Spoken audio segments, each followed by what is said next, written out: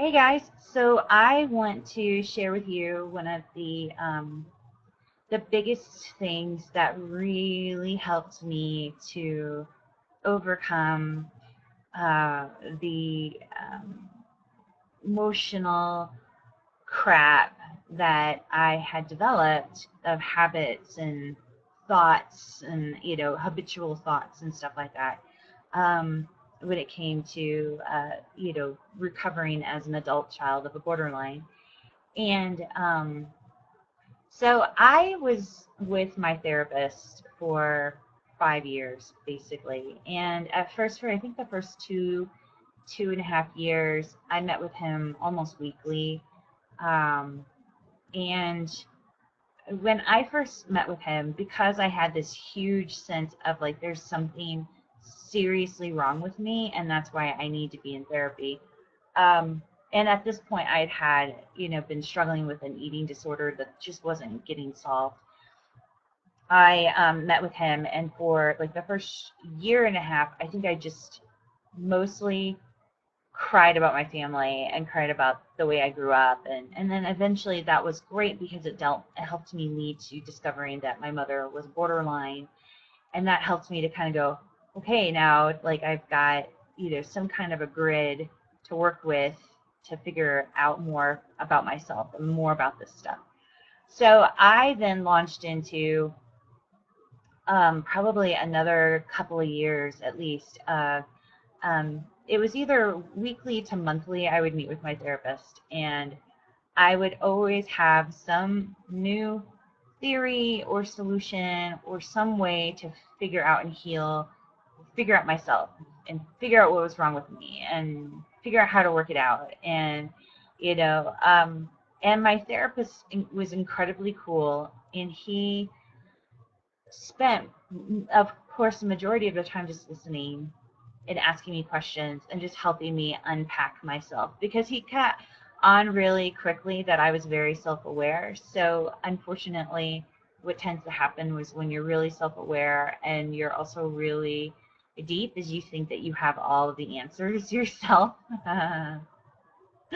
And so bless his heart, he just kind of figured out that like I didn't that I he would just let me go and I would come up with my theories, and then he would be there for me every time my theories would fail, and I'd be like, I'm still not right, and anyway. Um, so what happened was a few years in, like I said, I had finally kind of worked through enough of it, kind of dealt with some of the emotions, and started to really put good boundaries between me and my mother to the point where my heart and head was starting to kind of connect together, which was really great.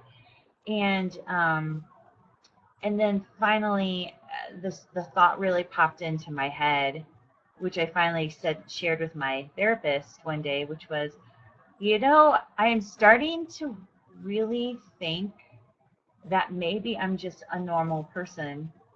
And you have to understand, for the last several years, my therapist has been very chilled, very calm. And when I told him this, it was like I had scored a touchdown at a football game, and he just went, like he literally went like that. It was so funny. And he lit up for the first time, like ever, really, with me, and was like, yes, that that is it. That is it, April. Like he's like, that is it. That is what you have needed to learn all this time. He's like, you are a normal person. And I said, are you sure? Like, are you really sure? Like, because I grew up with a mother who was borderline, and I had this and this happening, and I struggle with this and this. I'm like, doesn't that make me not normal? Like, that's not normal. I mean, isn't ideal more normal than what I am, And he's like, no, he's like, that just makes you normal. And he's like, you realizing and focusing in on how you're normal is what's going to get you out of this whole depression and all the struggle that you have. And he was right. I have had, it's been the best therapeutic approach ever is to realize I'm normal. And so when I have problems and when I have struggles, when I feel vulnerable or insecure now, instead of thinking like what I was taught, that there's something wrong with me, that, well, that's because your personality is just screwed up or things like that. For me to think instead like, oh, this is just normal. Like mostly everyone feels this way, and that's okay, helped me to calm down and helped me to not allow um, myself to get worse, about it, or to mistreat myself, or to think that I'm depressed, or to get depressed or things like that. So I honestly, it's the biggest technique that I think has helped me through everything that I've done, to realize like, even too, to realize like I'm struggling with, this or that, and it's like, yeah, well, that's normal. That's a normal thing, like for example, being 38 years old and still single.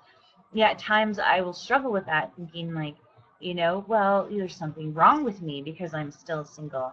And instead it's me realizing, well, yeah, at this, considering where I'm coming from, considering what age it took me to figure out that my mother was a borderline, 33 years old, and then considering that it's been 5 years of really kind of, freeing myself and healing myself, and I'm like, that's normal. That was a normal thing that I'm still single. It's not bad. It's normal. I mean, it's been, I can't even tell you how freeing it's been and how healthy, because what it's doing is it's helping me to accept my power, accept who I am, and it's helping me to go, the center of who I am is normal and is healthy and it is good, and it's got bad too, but it's normal. It's normal. And so anyway, I hope that little approach helps you as well in your own recovery. So thanks.